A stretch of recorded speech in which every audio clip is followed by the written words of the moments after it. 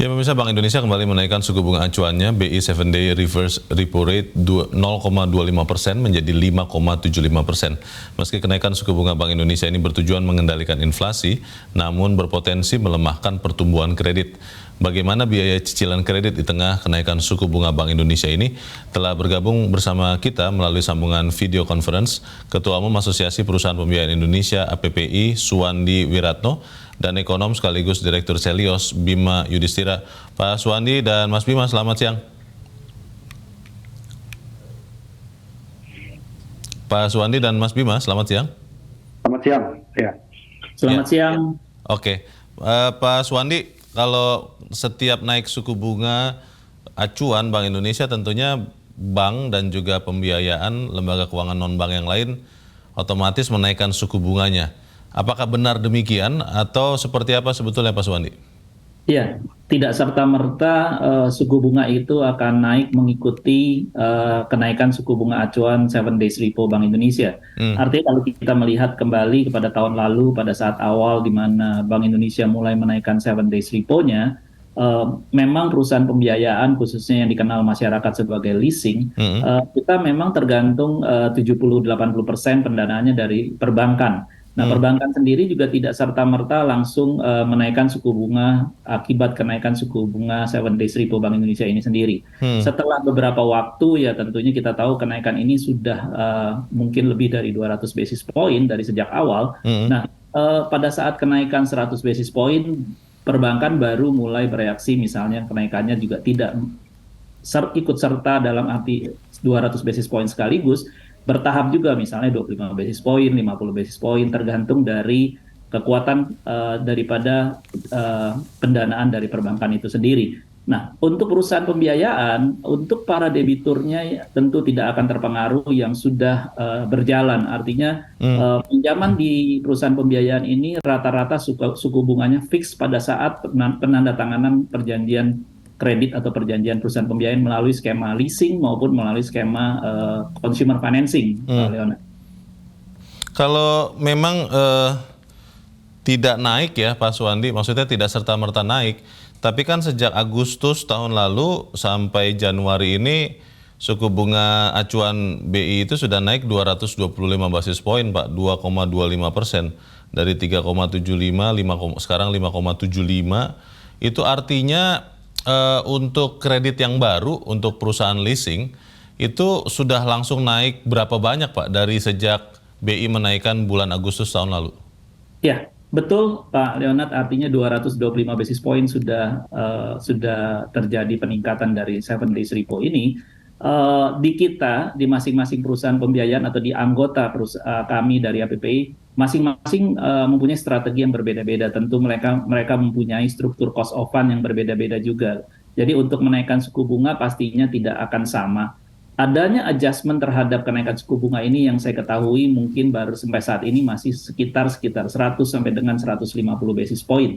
Nah, tentu ini adalah untuk para debitur-debitur baru yang artinya ingin bertransaksi atau mendapatkan pinjaman atau pendanaan dari perusahaan pembiayaan akan terjadi adjustment atau suku bunga ini sendiri. Kalau di perusahaan leasing Pak Suwandi sekarang rata-rata berapa Pak tingkat suku bunga Pak? Tadi Anda katakan diperkirakan naik 1 sampai 1,5%, itu sekarang jadi berapa itu Pak? Rata-rata. Nah, relatif sangat rentangnya sangat besar ya Pak Leonard. Artinya gini, perusahaan pembiayaan atau perusahaan leasing ini kan fokusnya berbeda-beda. Ada yang bermain misalnya di pembiayaan alat berat, ada yang bermain di pembiayaan sepeda motor, ada yang bermain di pembiayaan sepeda motor sendiri, juga ada yang motor baru dan bekas, ada yang baru saja. Terus ada juga pembiayaan mobil baru dan motor dan bervariatif lain-lainnya. Jadi kalau kita bicara rentang rata-rata pinjaman perusahaan pembiayaan saat ini, mungkin kisarannya kalau di pembiayaan yang average mobil dan alat berat dan segalanya, ini berkisar rentang antara 15-18% efektif ya Pak ya. Nah, rentang rata-rata itu artinya per tahun, bukan 15% atau 18% flat, karena kita biasanya kadang-kadang menggunakan flat rate. Flat rate-nya mungkin kisarannya sekitar 7 sampai dengan 8% flat per tahun. Nah, untuk yang pembiayaan sepeda motor ini sendiri memang relatif cukup tinggi, flatnya ini mungkin kisarannya bisa antara 13 sampai 15%, mungkin ada yang lebih rendah dari itu, tergantung dari kembali struktur cost of fund-nya sendiri. Nah, artinya kalau untuk sepeda motor mungkin lebih tidak terlalu terpengaruh karena kenapa? Biasanya kalau orang mau kredit sepeda motor itu nggak nanya bunga, Pak Leonard, nanya cicilan saya berapa gitu ya, Mas Bima Iya, ya. iya. Cicilan saya berapa? Jadi Iya. setiap kenaikan 100 basis point di sepeda motor, paling tidak hanya mungkin kenaikan cicilan sekitar 10.000 sampai 15.000, Pak. Oke. Kalau melihat perkembangan ini saya ingin ke Mas Bima. Mas Bima, Bank Indonesia kan dilematis ya. Di satu sisi dia harus mengendalikan inflasi, makanya akhirnya menggunakan tools suku bunganya. Tapi di saat yang lain kan itu juga bisa menahan minat orang untuk meminjam ke perusahaan, ke perbankan maupun juga leasing, bisa menghambat pertumbuhan ekonomi. Kalau Anda lihat kenaikan Bank Indonesia, kenaikan BI 7 days reverse repo rate ini sudah seperti yang diperkirakan pasar atau bagaimana, Mas Bima? Ya, yang jelas sepertinya kebijakan dari Bank Indonesia lebih cenderung mengekor ya dari kebijakan bank sentral di negara maju, terutama di Amerika Serikat. Jadi kalau kita lihat Fed naikkan, Bank Indonesia nggak berapa lama mengumumkan kenaikan gitu ya. Dan kalau kita melihat memang dampaknya langsung kepada perbankan ini juga beda-beda nih, Mas Rio. Kalau bank yang naiknya sampai 100 basis point, itu kalau data transmisinya Bank Indonesia di bulan Desember itu adalah bank cabang asing. Justru yang paling cepat. Cabang asing? Ya, di induknya mungkin juga ada kenaikan resiko ya. Dan biaya simpanannya juga meningkat, efeknya nanti ke cabang bank yang ada di Indonesia. Kemudian kalau dilihat dari segmentasinya, memang yang paling cepat meningkat itu adalah kredit konsumsi. Jadi kredit konsumsi tapi spesifik itu bukan di kredit kendaraan bermotor atau di KPR, tapi lebih ke kredit multiguna. Dan multiguna ini yang kenaikannya paling cepat gitu. Jadi kalau melihat memang ada dilema ini, kita selalu menyarankan satu, kalau bisa jangan hanya utak-atik suku bunga. Karena bagaimanapun juga ya, misalnya untuk kredit properti kan 70% lebih banyak masyarakat itu menggunakan fasilitas KPR untuk beli rumah. Jadi tentu akan ada efek ke cicilan. Jadi yang harusnya dimainkan oleh BI misalnya adalah devisa hasil ekspor itu. Lebih banyak dikonversi, disimpan di bank domestik. Kemudian yang berikutnya lagi yang belum banyak dibahas oleh pemerintah dan BI adalah mitigasinya apa. Misalnya mitigasi ke perusahaan leasing itu mau dikasih kompensasi apa. Kemudian ke perusahaan pengembang properti, apakah ada skenario kredit yang lebih terjangkau lagi, misalnya dari bank BUMN. Sehingga properti kita ini yang sedang mulai tumbuh lagi pasca pandemi, itu masih bisa dijaga dari sisi kemampuan pinjaman ataupun kemampuan membayar cicilan dari konsumen. Terutama yang berusia muda ini ya, yang baru ingin membeli rumah. Nah, itu yang kemudian belum dirumuskan dalam antisipasi. Karena kalau terus-menerus, kalau ditanya apakah sesuai ekspektasi pasar, ya BI sendiri mengekspektasikan kenapa awal tahun naikkan suku bunga, karena inflasi masih tinggi. Kan begitu. Jadi mungkin tahun ini bisa 3 atau 4 kali lagi kenaikan suku bunga BI 7 days repo. Menarik ya Mas Bima, Anda katakan tadi Bank Indonesia itu mengekor, padahal kan jelas-jelas di dalam konferensi persnya Gubernur Bank Indonesia Peri Warjio mengatakan ini adalah langkah front-loaded, preemptive, forward-looking. Berarti Anda tidak setuju dengan apa yang disampaikan atau diniatkan BI itu, Mas Bima? Ya, kalau sebagai bank sentral mungkin wajib ya memberikan sinyal yang positif ya kepada pasar ya, kepada pelaku usaha bahwa mungkin ini tidak akan lama menaikkan suku bunga secara agresif. Tapi kan kalau kita melihat historis, kenapa Bank Indonesia menaikkan suku bunga? Karena pada saat itu rupiah pun juga mengalami tekanan dari keluarnya arus dana di pasar surat utang. Jadi mau nggak mau bunga surat utang itu dinaikkan, gapnya semakin sempit dengan surat utang Amerika Serikat. Berarti artinya kan ada kemungkinan kebijakan moneter kita lebih bukan front loading tapi atau preemptif, tapi lebih ke arah follower dari kebijakan agresif di supaya tidak ada capital outflow gitu maksud Anda ya? Iya, untuk jaga rupiah.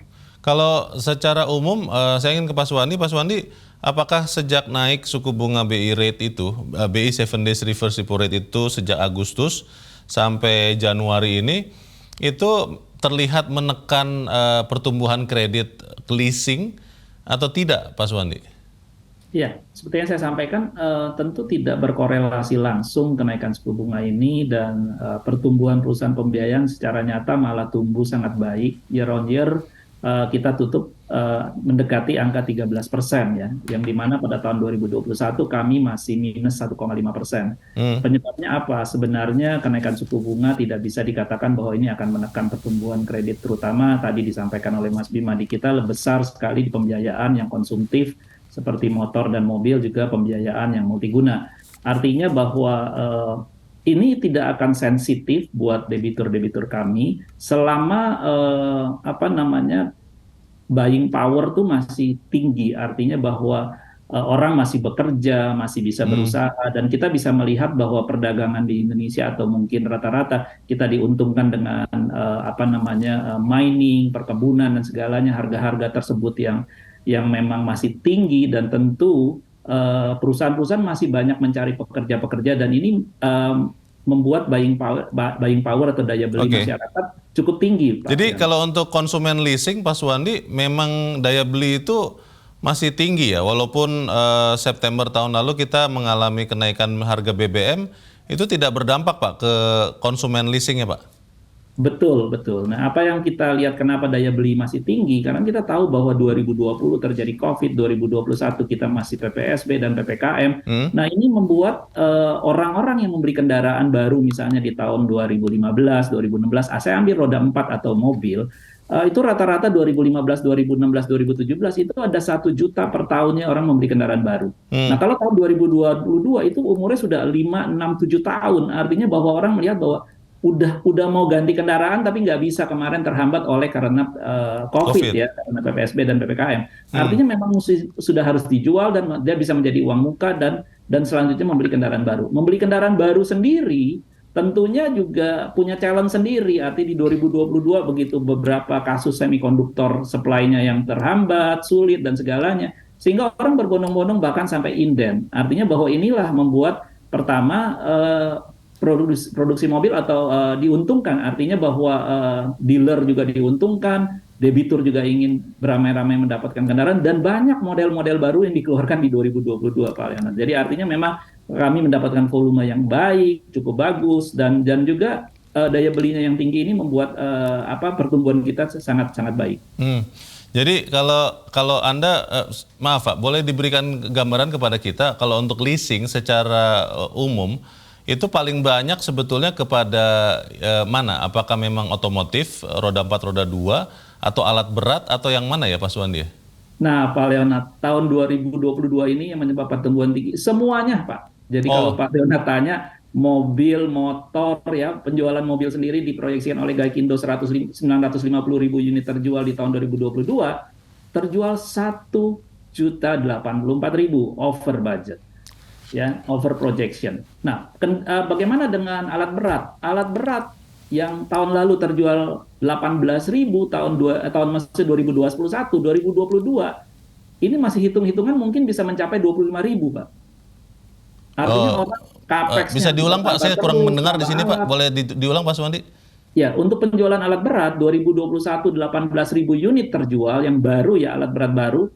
2022 ini kurang lebih bisa mencapai 25.000 unit yang terjual. Ini pun 25.000 masih banyak yang inden dan masih banyak yang menunggu sampai dengan 2024. Artinya opportunity ini tidak akan dibuang oleh para pelaku usaha, terutama misalnya di pertambangan dengan harga batu bara yang terus tinggi, bahkan masih tinggi. Bahkan kalau mereka turun 20-30% pun masih tinggi dirasakan oleh pelaku usaha, dan ini memang merupakan satu windfall profit buat para pelaku usaha pertambangan maupun di agriculture seperti CPO dan lain-lainnya. Baik, Pak Suwandi, tadi Anda di awal mengatakan bahwa tidak serta-merta ketika suku bunga Bank Indonesia naik, maka suku bunga leasing naik. Tapi kan kalau begitu untuk bunga leasing terbaru Pak, itu sudah naik dong, karena BI rate-nya sudah, BI 7 days reverse repo rate-nya sudah naik 2,25%. Berarti di kisaran berapa itu Pak? Kenaikan berapa persen tuh Pak? Ya, kembali saya mengatakan secara umum naik. Ya, saya katakan tadi kisarannya sekitar 100 sampai dengan ada yang bahkan menaikkan 150 basis point. Tapi karena kompetisi, kadang-kadang untuk menaikkan ini juga ada juga yang mengambil opportunity yang memang mungkin masih punya cost yang baik, ya cost of fund yang baik, artinya dia dari sisi equity-nya bagus dan segalanya, mengambil kesempatan untuk tidak menaikkan juga. Artinya apakah ada yang hanya menaikkan 50 basis point sampai 100? Ada. Nah, ini kompetisi yang sangat menarik di perusahaan pembiayaan. Oke.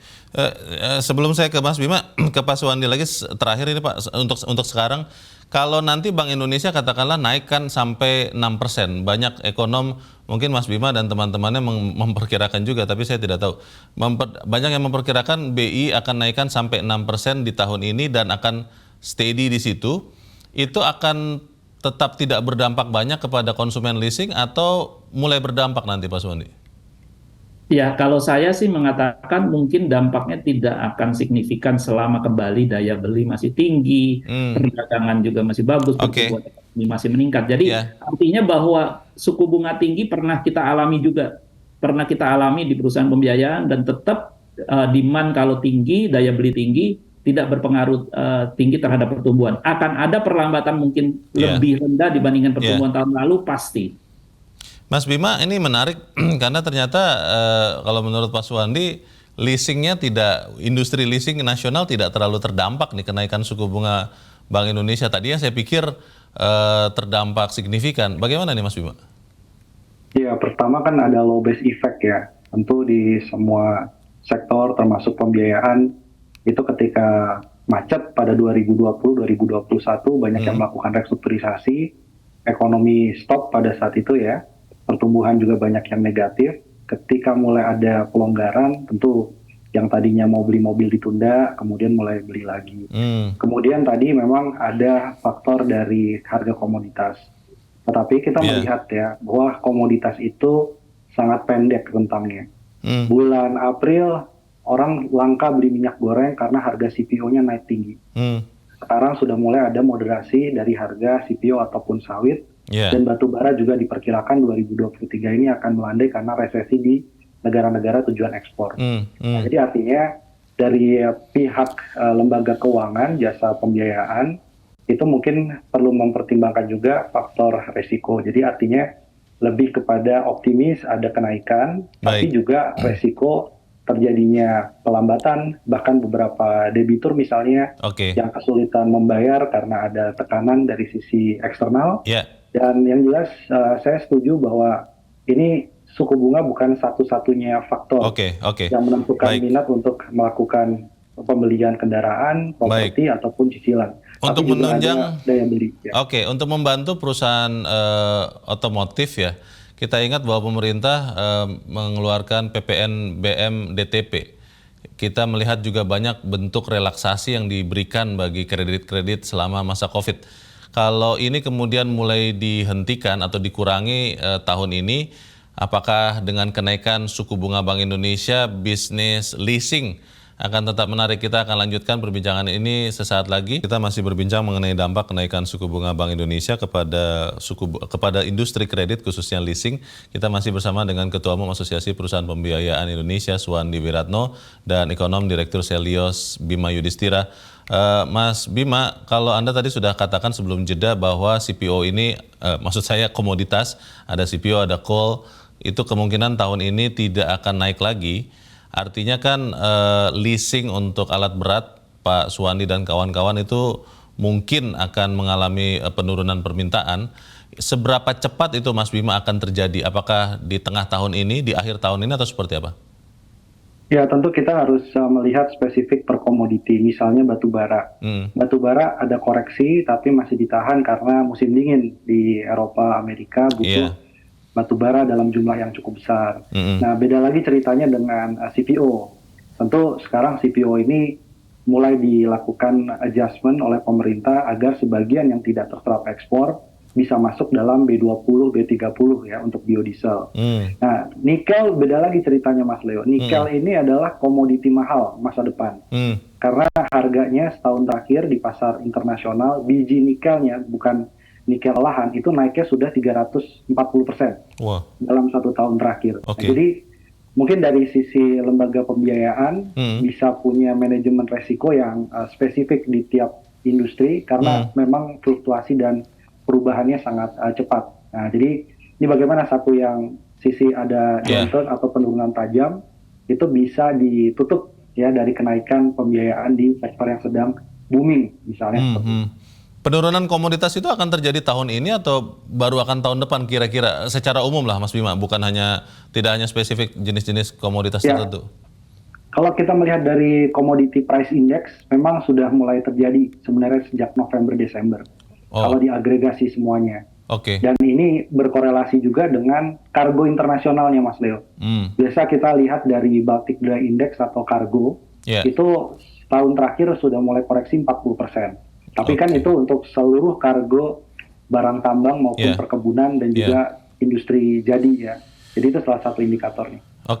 Pak Suwandi, ini sudah terantisipasi oleh teman-teman di APPI tidak bahwa ada kemungkinan kemampuan daya beli dari perusahaan-perusahaan alat batubara ataupun pertambangan yang butuh alat berat itu melemah di tahun ini dan ada antisipasi yang dilakukan atau tidak Pak Suwandi? Iya, antisipasi senantiasa kita lakukan dari sisi bagaimana kita melihat manajemen resiko, artinya resiko kredit sendiri, juga bagaimana juga kita melihat debitur-debitur perusahaan pembiayaan khususnya yang di alat berat. Beberapa hal yang kita lihat, tentunya kita akan meminta proyeksi mereka terkait tambang atau bisnis yang mereka sedang jalankan. Artinya gini, batu bara itu sendiri juga banyak hal, misalnya apakah yang gar rendah, gar menengah, terus juga ada gar yang tinggi, tadi juga disampaikan nikel dan lain-lainnya. Jadi investasi mereka itu biasanya kita akan menghitung sustainable debt-nya mereka, Pak. Nah, sustainable debt-nya itu kita akan jaga dan kita membuat buffer. Artinya di tengah-tengah situasi nanti dia punya harga turun, kita akan membuat sensitivity analysis. Turun sampai di level berapa mereka mungkin masih tetap akan menambang. Artinya menambang ini kan akan tidak pernah henti, walaupun faktor harga itu akan mempunyai faktor resiko terhadap penurunan pendapatan ini. Maka oleh sebab itu, perhitungan sustainable debt atau kemampuan setiap perusahaan itu bisa mendapatkan nilai hutangnya berapa maksimumnya, biasanya kita akan menghitung, tidak akan membuat itu mentok di posisi yang paling atas. Seperti orang misalnya Pak Leonard misalnya atau Pak Bima dan saya makan bakmi, mungkin beda-beda bisa mampu makan bakminya 3 mangkok, ada yang 2 mangkok, ada yang 1,5. Itu yang kita hitung nanti dari bagaimana keuangannya, bagaimana nanti sensitivity analysis itu kita lakukan. Jadi biasanya kita lakukan itu, dan kita akan juga selain daripada melakukan dari financial calculation, kita akan menghitung juga, artinya dari bagaimana si perusahaan ini bisa secara efisien, misalnya dari alat-alatnya sendiri, utilization availability-nya, performance availability-nya, machinery availability-nya, effectiveness. Nah, itu kita hitung, Pak. Kalau di pembiayaan alat berat ini mirip seperti perbankan sebenarnya dalam bagaimana kita membuat satu laporan kreditnya, Pak. Kalau di beberapa subsektor ya pembiayaan itu kan kita tahu Pak Suwandi ada relaksasi yang dilakukan oleh otoritas ya. Itu ada yang sampai Maret tahun depan malah. Itu efektif untuk membantu semacam buffer bagi perusahaan leasing atau tidak efektif sebetulnya Pak Suwandi? Iya, kalau di perusahaan pembiayaan terus terang kami sangat terbantu. Artinya begini, kalau di perbankan pasti sudah terbantu juga. Karena perbankan misalnya untuk merestrukturisasi kredit, mereka harus melihat 3 pilar, Pak. 3 pilar itu konsepnya adalah kalau merestruktur dan ingin membuat debitur ini menjadi current atau menjadi nasabah yang baik atau call 1 kembali, itu harus melihat, sebelum restruktur itu harus melihat bisnisnya bagus apa enggak, industrinya bagus atau tidak, dan ketepatan pembayaran. Nah, restrukturisasi menghilangkan 3 pilar ini di perbankan menjadi 1 pilar. Asal ketepatan pembayaran terjadi, bisa langsung call 1. Di perusahaan pembiayaan, kita dari dulu hanya punya 1 saja, yaitu ketepatan pembayaran. Nah, jadi kita diuntungkan. Nah, restrukturisasi kita pada saat pandemi COVID-19 terjadi, yang di awal restruktur pertama dan kedua, kita sempat terjadi jumlah restruktur itu melebihi 50% dari nilai portofolio kita. Nah, hari ini sisanya hanya tinggal 3%. Dan bisa terlihat apakah dampaknya menjadi rugi industri kita? Tidak. Yang terjadi malah sebaliknya, non-performing financing kita di angka 2,48% di November 2022, dan sementara kita punya laba industri sudah kembali ke mendekati tahun 2019. Baik. Mas Bima, ini kan sesuatu yang baik ya, tetapi kan memang benar kita ada pada kondisi yang serba tidak pasti. beberapa hari belakangan saja kita lihat rupiah menguat begitu rupa ya, yang tadinya Mas Bima dan kawan-kawan mungkin tidak memperkirakan ya. Antisipasi apa yang harus dilakukan baik oleh Bank Indonesia, perusahaan pembiayaan maupun kita semua ya, warga masyarakat mengantisipasi kenaikan bunga BI ini kepada kehidupan kita, Mas Bima? Ya, yang jelas kan sebenarnya bunga naik, kalau gaji naik kan nggak apa-apa, Mas Leo. Ya. Yeah. Jadi itu kan selalu nggak apa-apa. Mau bunganya naik 5%, gajinya naik 10% kan masih oke. Yeah. Jadi artinya sekarang ini kalau kita lihat asal-usul dari suku bunga, kenapa? Karena inflasi. Maka pemerintah, Bank Indonesia ini harus tekan lah inflasi jangan sampai naik di atas 5%. Dengan itu kekhawatiran antara suku bunga yang naik secara agresif dengan daya beli itu bisa diatasi. Tidak terlalu naik berarti suku bunga sampai 3-4 kali. Semoga nggak seperti itu. Nah kemudian juga pemerintah harusnya sudah mulai keluarkan lah paket kebijakan. Karena yang ada sekarang ini sepertinya terfragmentasi. Belum ada tujuannya untuk penguatan daya beli itu seperti apa. Kemudian kayak bantuan subsidi upah, itu kan harus diberikan. Karena banyak juga yang kredit kendaraan bermotor kan profilnya kalau bisa menengah ke bawah kan gitu ya. Betul. Dan itu yang menjadi sasaran juga dari program seperti BSU. Itu yang harusnya dilanjutkan. Dan kemudian mungkin ada lagi yang masih belum selesai, itu sekarang kan UMKM. Mungkin bukan terkait dengan leasing ya, tapi lebih ke modal kerja. Nah ini sebaiknya mereka yang memang sudah diupayakan restruktur, relaksasi, nggak bisa juga membayar, dari pemerintah harapannya ada write off lah, dibersihkan sehingga itu jadi bersih kembali, jadi mulai dari nol lagi kan gitu ya. Dan terakhir Mas Leo, mungkin ini perlu disampaikan bahwa sudah mulai ada kecemasan dari beberapa perbankan. Itu karena banyak masyarakat selama pandemi pinjam ke fintech ataupun pinjol, gagal bayar, masuk kepada BI checking, masuk kepada slik OJK. Sehingga mereka yang sudah masuk dalam blacklist itu, pinjamannya 100.000, 200.000, itu nggak bisa lagi meminjam kepada lembaga pembiayaan. Nah ini kan bisa mengancam nanti ke depannya nih pertumbuhan dari sektor pertumbuhan kredit kita ke depannya. Nah itu mungkin harus diadres oleh BI dan OJK. Terima kasih sudah diingatkan, dan ini memang harusnya jadi perhatian otoritas ya, khususnya OJK dan juga Bank Indonesia, supaya ya tadi nanti kreditnya ada, perusahaan pembiayaannya ada, daya beli ada, tapi karena sistem kemudian tercegat begitu kan, tidak bisa lagi meminjam. Tapi kita akan lihat nanti perkembangan dampak dari kenaikan BI kepada kredit ini seperti apa. Untuk saat ini terima kasih Ketua Umum Asosiasi Perusahaan Pembiayaan Indonesia Suwandi Wiratno dan Direktur Selios Bima Yudhistira. Pak Suwandi, Mas Bima, terima kasih. Selamat siang.